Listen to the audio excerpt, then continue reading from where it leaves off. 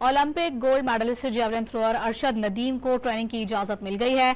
कौमी एथलीट कल से लंदन में जिम ट्रेनिंग का बाकायदा आगाज करेंगे। ओलंपिक गोल्ड मेडलिस्ट का कहना है कि 2 हफ्ते बाद दोबारा से तिब्बी मुआयना किया जाएगा, जिसके बाद पता चलेगा कि डायमंड लीग में शिरकत मुमकिन होगी या नहीं। अरशद नदीम ने टांग में खिंचाव के बायस वर्ल्ड एथलेटिक्स सिल्वर टूर में शिरकत नहीं की थी। Olympic gold medallist javelin thrower Arshad Nadeem को ट्रेनिंग की इजाजत मिल गई है।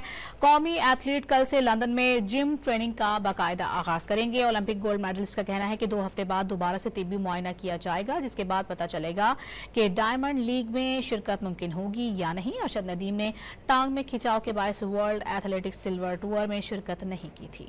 Olympic gold medallist javelin thrower Arshad Nadeem को ट्रेनिंग की इजाजत मिल गई है।